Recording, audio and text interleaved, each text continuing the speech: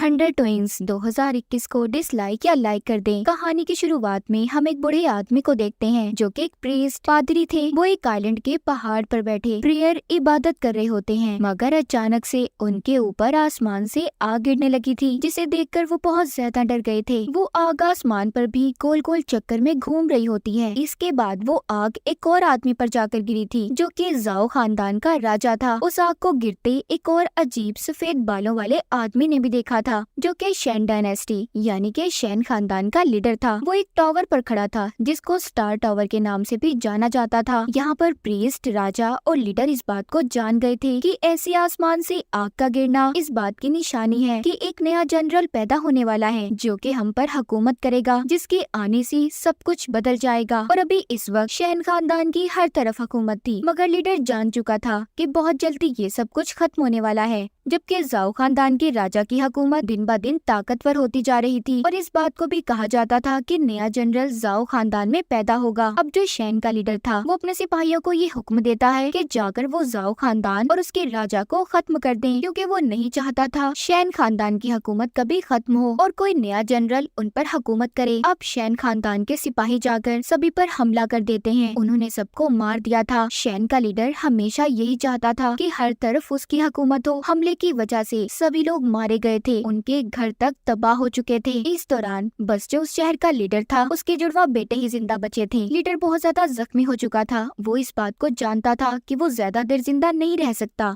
इसीलिए उसने अपने उड़ने की ताकत को अपने जुड़वा बेटों में से एक को दे दी थी। यहाँ पर शैन खानदान का लीडर भी पहुँच गया था और आकर उस लीडर को मार देता है। उसका इरादा उस लीडर के जुड़वा बच्चों को भी मारने का था, क्योंकि वो जानता था कि इन्हीं में से एक नया जनरल बनेगा। मगर तभी यहाँ पर प्रीस्ट आ जाते हैं जो हमने कहानी के शुरू में देखे थे और शैन के लीडर को ऐसा करने से रोकते हैं। उनके दरमियान में लड़ाई हो गई थी। वो दोनों लड़ते लड़ते एक अलग दुनिया में पहुंच जाते हैं। इस लड़ाई में शैन का लीडर काफी जख्मी हो चुका था, जिस वजह से वो वहाँ से चला जाता है। उधर दूसरी तरफ हम जाओ खानदान के राजा को देखते हैं जो उन जुड़वा बच्चों के पास आ गए थे। जब वो आकर देखते हैं तो उनका सारा शहर तबाह हो चुका था। उधर प्रीस्ट भी आ गए थे। प्रीस्ट राजा से कहते हैं कि तुम ही वो इंसान हो जो इन दोनों बच्चों की देखभाल करोगे, क्योंकि मैं जानता हूँ एक दिन इन दोनों बच्चों में से ही कोई एक जनरल बनने वाला है जिसकी हर जगह पर हुकूमत होगी। वहाँ पर प्रीस्ट ने दोनों बच्चों के नाम भी रख दिए थे, जिनमें से एक का नाम लीजेन और दूसरे का नाम हुआन था। इसके बाद सीन बदलता है और हमें 18 साल बाद का वक्त दिखाया जाता है। हम लीजेन को देखते हैं जो बड़ा हो गया था और अपने घर की छत पर खड़ा नकली पंख लगाकर उड़ने की कोशिश कर रहा था। उसे सब देखकर परेशान थे और उसका मजाक भी बना रहे थे, क्योंकि लीजेन अक्सर ऐसी हरकतें करता रहता था। वो उन सबको गुस्से से जवाब देता है और ये कहता है कि एक दिन मैं जरूर उड़ूंगा,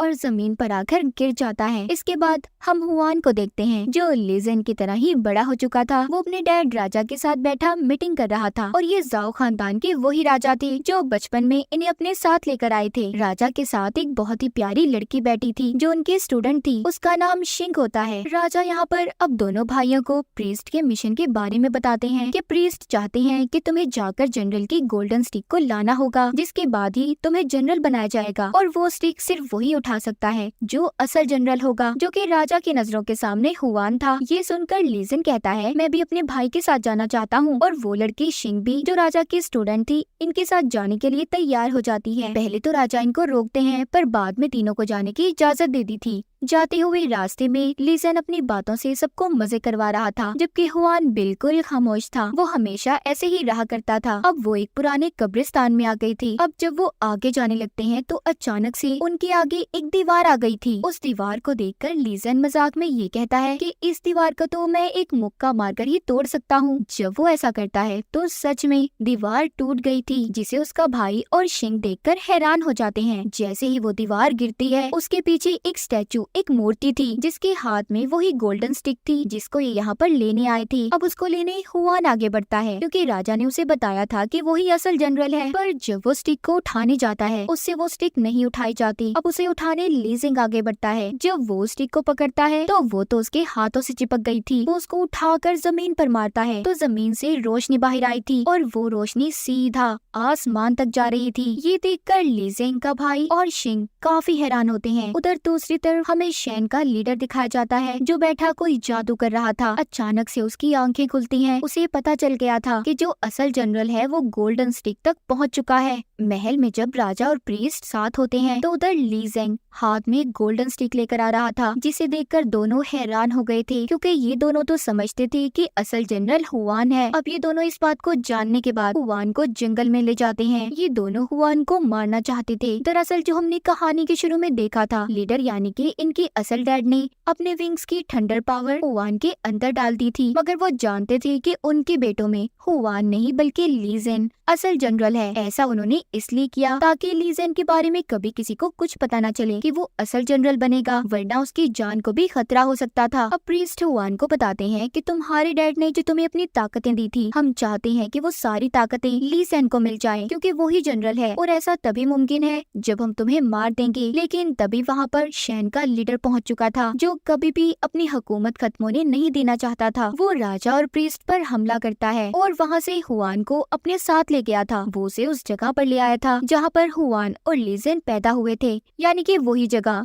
जिसको इसी शैन के लीडर ने अपने सिपाहियों के साथ तबाह करवाया था। यहाँ पर वो हुआन की याददाश्त को उस वक्त में ले जाता है जब वो पैदा हुआ था और साथ ही उसे ये भी बताता है कि तुम्हारे मॉम डैड को किसी और ने नहीं बल्कि तुम्हारे सौतेले डैड ज़ाओ खानदान के राजा ने मारा था, और ऐसा उसने इसलिए किया क्योंकि वो जानता था कि तुम दोनों भाइयों में से एक जनरल होगा। ये सुनकर तो हुआन बिल्कुल टूट चुका था कि जिस राजा को अब तक उसने डैड की तरह समझा, उसने उनके असल मॉम डैड को मार दिया। शैन का लीडर अपनी चाल में कामयाब हो चुका था। अब वो हुआन से कहता है कि जो ताकतें तुम्हें तुम्हारे डैड ने दी थी उन्हें बाहर लाने की कोशिश करो, तभी तुम ज़ाओ खानदान के राजा से बदला ले सकते हो। ये सब जानने के बाद हुआन भी अब बदला लेने के लिए तैयार था। उधर ली ज़ेंग प्रीस्ट से कहता है कि आपको मुझे लड़ना सिखाना होगा ताकि मैं अपने भाई को जाकर बचा सकूं। दूसरी तरफ शैन का लीडर हुआन को ऐसी जगह पर बिठा देता है जहां पर बैठकर उसकी वो ताकतें वापस आ सकती थी जो उसके डैड ने दी थी। उधर ली ज़ेंग भी हवा में उड़ता प्रीस्ट के साथ उनकी आइलैंड पर जा रहा था। उसके साथ शिंग भी थी। उसके जाने का मकसद था ताकि वो प्रीस्ट से लड़ने की ट्रेनिंग ले सके। वो आकर अब अपनी ट्रेनिंग करना शुरू करता है। जब वो सब कुछ सीख रहा था, इसी दौरान उसे खबर मिलती है कि उसके डैड यानी कि ज़ाओ खानदान के राजा को हुआन ने अगवा कर लिया है क्योंकि वो अपने मॉम डैड का बदला लेना चाहता था। अब ली ज़ेंग अपने डैड को बचाना चाहता था, मगर प्रीस्ट उसे जाने से रोक देते हैं और कहते हैं कि अभी तुम ठीक तरह से नहीं सीखे, तुम्हारी जान को खतरा भी हो सकता है। मगर ली ज़ेंग किसी भी तरह अपने डैड को बचाना चाहता था। अब खैर प्रीस्ट मान जाते हैं और उसे जाने की इजाजत भी दे दी थी। जाते हुए प्रीस्ट उसे एक गोल्डन ड्रैगन फ्रूट भी देते हैं जो उसके अंदर ताकत को बढ़ाने में मदद देगा। वो कहते हैं कि अगर तुम किसी मुश्किल में हो तो तुम इस फल को खा लेना। उधर दूसरी तरफ हम राजा को देखते हैं जिसको हुआन मार रहा था। जब वो राजा को अपने हथियार से मारने ही वाला था तो वहाँ पर ली ज़ेंग आ जाता है और अपनी गोल्डन स्टिक से हुआन को दूर करता है और साथ ही ये भी कहता है कि तुम्हारे पास जो हमारे डैड की दी हुई ताकतें हैं उसे तुम्हें मुझे देना होगा। मगर हुआन जो कि कुछ भी नहीं समझना चाहता था क्योंकि वो शैन के लीडर के कंट्रोल में था। यहाँ पर इन दोनों भाइयों के दरमियान में लड़ाई शुरू हो गई थी। हुआन ली ज़ेंग को मारने वाला था मगर रुक जाता है क्योंकि उसके अंदर अपने सगे भाई को मारने की बिल्कुल हिम्मत नहीं थी, इसीलिए वो वहाँ से चला गया था। अब हुआन स्टार टावर पर जाकर शैन के लीडर को बताता है कि वो ली ज़ेंग को मारने में नाकाम रहा। इस बात पर उस लीडर को बहुत गुस्सा आ गया था।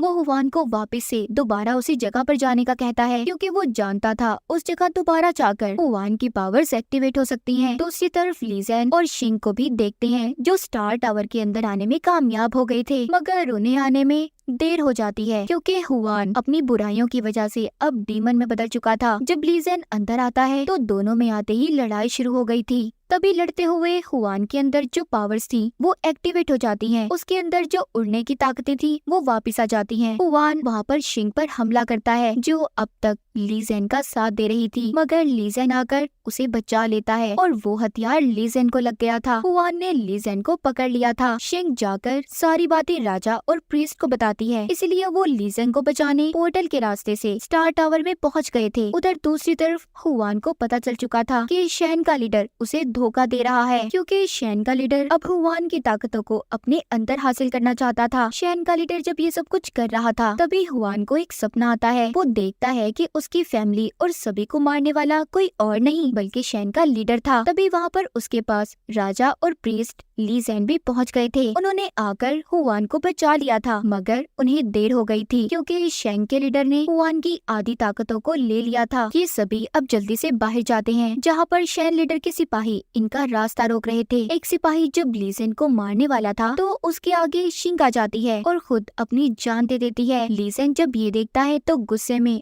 में अब वो अपनी गोल्डन स्टिक निकालता है, जिससे उसने सभी सिपाहियों को मार दिया था। उधर शैन के लीडर के पास आसमान को तबाह करने की ताकत आ चुकी थी। वो आहिस्ता आहिस्ता उस तूफान को आसमान की तरफ बढ़ा रहा था। प्रीस्ट जब ये देखते हैं तो ली ज़ेन और हुआन को ये सब रोकने का कहते हैं। अब हुआन ली ज़ेन का हाथ पकड़कर आसमान की तरफ लेकर जाता है, क्योंकि उसके अंदर उड़ने की ताकत आ चुकी थी। अब आसमान पर जाने के बाद उसने अपनी सारी ताकतों को ली ज़ेन को दे दिया था। सब कुछ खोने के बाद हुआन नीचे गिर जाता है और उस तूफान से टकरा गया था जो आसमान की तरफ बढ़ रहा था। इसी वजह से उसकी मौत हो जाती है। ये देखकर ली ज़ेन बहुत दुखी होता है। उसे गुस्सा आ गया था। वो यहाँ पर अपना ड्रैगन फ्रूट का इस्तेमाल करता है, जो कि उसे प्रीस्ट ने दिया था। उस फल को खाते ही वो बहुत ज्यादा ताकतवर हो जाता है। उसने उस तूफान को रोक दिया था। प्रीस्ट और राजा जान चुके थे कि एक नया और अच्छा जनरल वापिस आ गया है, जिससे चाइना अब दोबारा पुरअमन बनने वाला था, क्योंकि शैन के लीडर और उसकी हुकूमत अब खत्म हो चुकी थी। ली ज़ेन ने इस लड़ाई में अपने भाई और शिंग को तो खो दिया था, मगर अब वो जुल्म के खिलाफ लड़ने के लिए तैयार था। उसने बुराइयों को खत्म कर दिया था। और इसी के साथ इस मूवी की कहानी यहीं पर खत्म हो जाती है।